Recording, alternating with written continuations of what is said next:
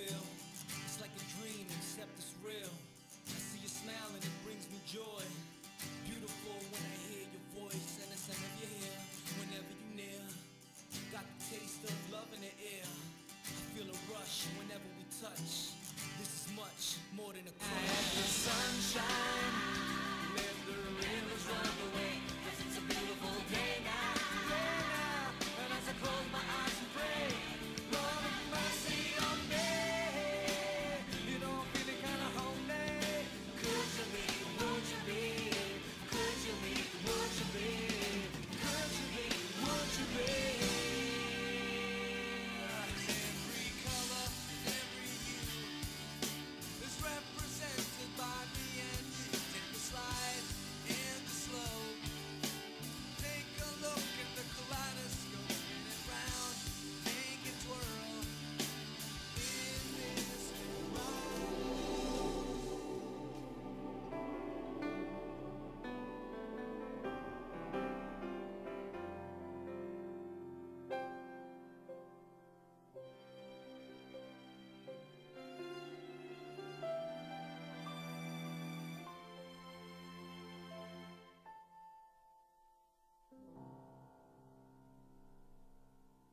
And that is Kaleidoscope World, the movie to watch this coming Metro Manila Film Festival.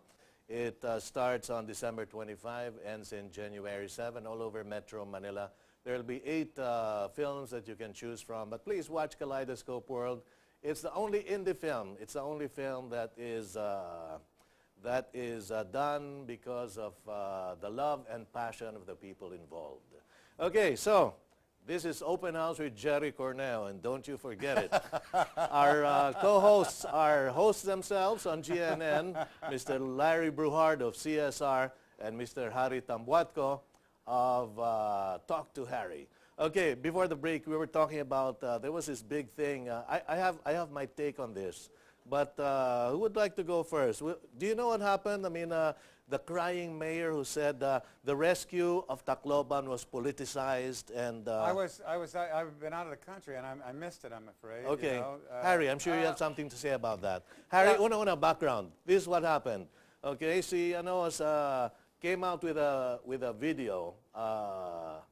Mayor Alfredo, Mayor Alfredo Romualdez of Tacloban came out with a video of a meeting they had during the relief operations in Tacloban. Day number 2. Which was, of course, the hardest hit. Yeah, because Mar Rojas, both of them were on ground zero on that day. Both of them were there. So anyway, and it came out, and they were talking about, according to Alfredo Romualdez, they were talking about politicizing the thing, like you're a Romualdez and he's an Aquino, and therefore, you'll have to give up some things in order for relief to come in here.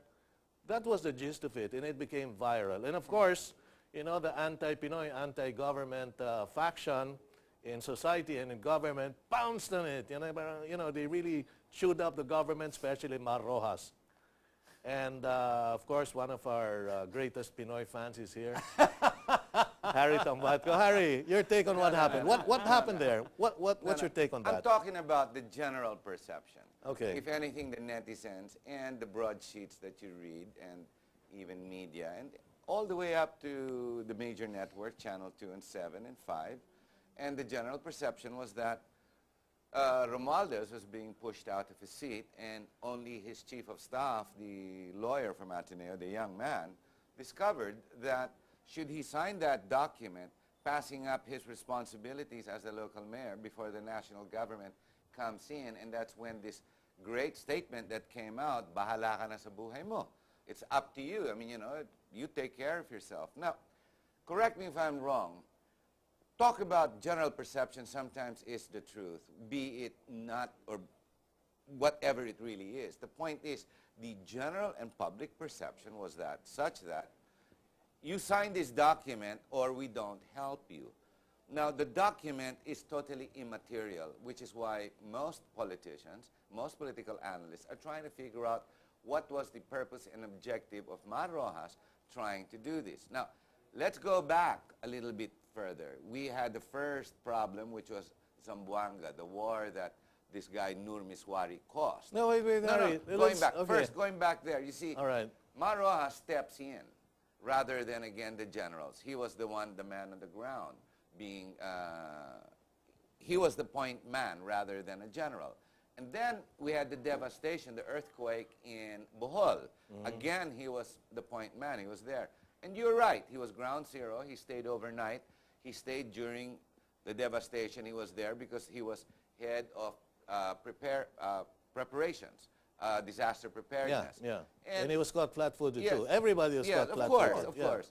Yeah. But the politics that were played out, based again on perceptions, which seem to be correct, puts Mar Rojas in a very difficult position. I've heard him on ANC and in Channel 2 when he was defending himself, the very same day that came out just last week. How did he defend himself, Harry? No, that he said that that's not what it meant. He was saying that it was taken out of context. What he wanted to do was for the national government to take over without having to abide by local ordinances and having to go through the mayor before national relief comes in. Remember, this is relief immediately. Okay. There was no search and rescue. Yes, yes. It was immediate relief. Now, it was during this period that he's being criticized because Romualdez was, like him, was devastated. And he too was a victim.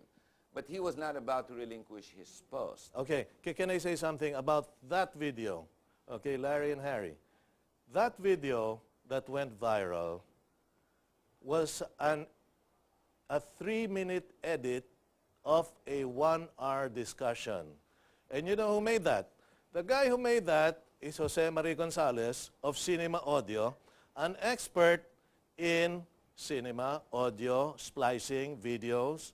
So he spliced the whole thing and to actually put down Mar Rojas. I'm not a fan of Mar Rojas, not by a long shot. I wouldn't vote for him if he ran for any position. But that was a malicious video created by the father-in-law of Mayor Alfredo Romualdez. Because the wife is Cristina Gonzalez and her father is Jose Marie Gonzalez. He's the same guy who, as a congressman, was shown on TV slapping the sergeant-at-arms because of a discussion, slapping a sergeant-at-arms while the House was in session. Same guy. Same guy. No, but he spliced it, and it came up with no meaning at all. Can you imagine if this program was spliced? I mean, I'd be, you know, I mean, they wouldn't make sense of this. This is the thing that I would like to point out as you're saying this, and it really is important. I'm a videographer, and I can make anything be anything that you want it to be, whether it's audio or video or whatever, just by however I feel. You know, I can cheat it, and unfortunately, that's what journalism has become, I'm afraid. And that's one of the things that I'm gonna stand up and be a cheerleader for GNN. We don't edit. Oh, we don't edit. We don't edit. We don't edit. I can even say not necessarily the news here. I mean, even if you don't get it right, and you're probably not going to, Jerry. And that's one of the things that is the big danger of the way that the news is delivered today. It's all done in sound bites. Right. And it's done by people that are not very honest. Okay. So and the most famous one in the United States, of course, is the one that has a 3-letter first part, and then they actually tack news onto it, which I think is really awesome. Fox, yeah. That's right. Just lies. Yeah. And you make things up. Harry's role model is there. O'Reilly. But yeah, see, I don't know what happened. But he's a million times better and fairer than O'Reilly. O'Reilly's a bigot. No, I don't know what happened in this instance. Yeah. But if you're taking an hour and putting down 3 minutes, boy, I could do anything I wanted in that. Right. And then that's what. And did they do that? I don't know. They did that. They did that. They did that. And one more thing, this thing about relinquishing power. Of course, you know, if there was a reporter watching Jesus walk on water.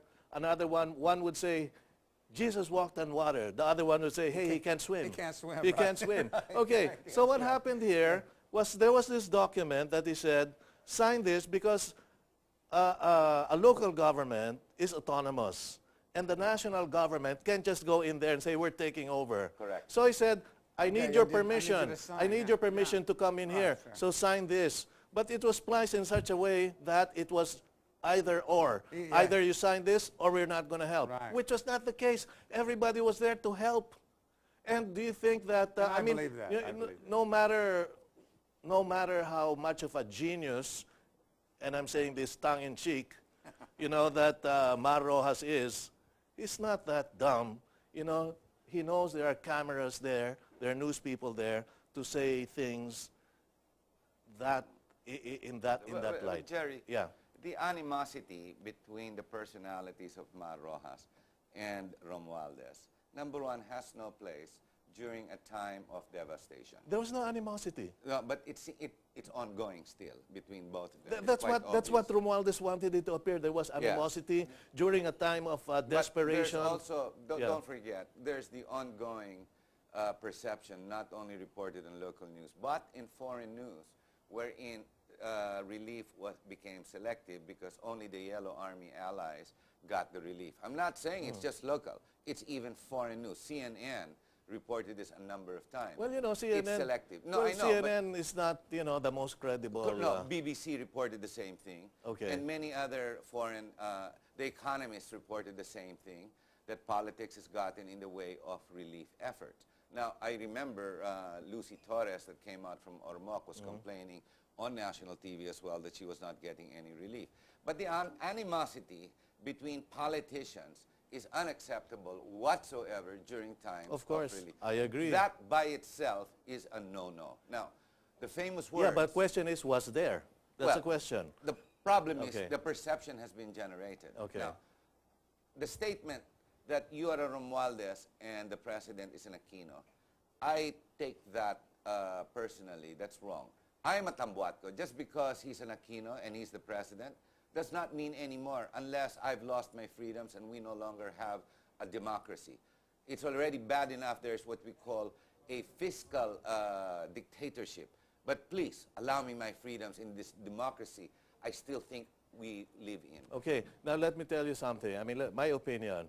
Harry, I know your intentions are pure, are clean, are really above board, without question. But there is, I'd like to tell this to the public, that there is a big fund, okay, there's a big amount of money in the billions, and this is being handled by the political opposition, and especially those who are being accused of plunder and involved in the pork barrel scam to downgrade the government, and there is a big movement. I'm sure Harry's not part of it, but many people in media, many columnists, many opinion makers have been beneficiaries of this fund. Well, Jerry, how come I'm not getting any money out of it? Hey, guys, because they know, where's my share? They know you're incorruptible. They know you're incorruptible, Harry. I mean, that's, you know. No, later I'd like to prove, put out my point. I'm not necessarily after Pinoy. In fact, about 2 shows ago, I was saying even GNN, we have to balance the playing field by bringing in pro-admin hosts as well, because we're mutating and moving very quickly to the left and having everybody mad at the president. I think that's incorrect. Yeah, no, but it's true.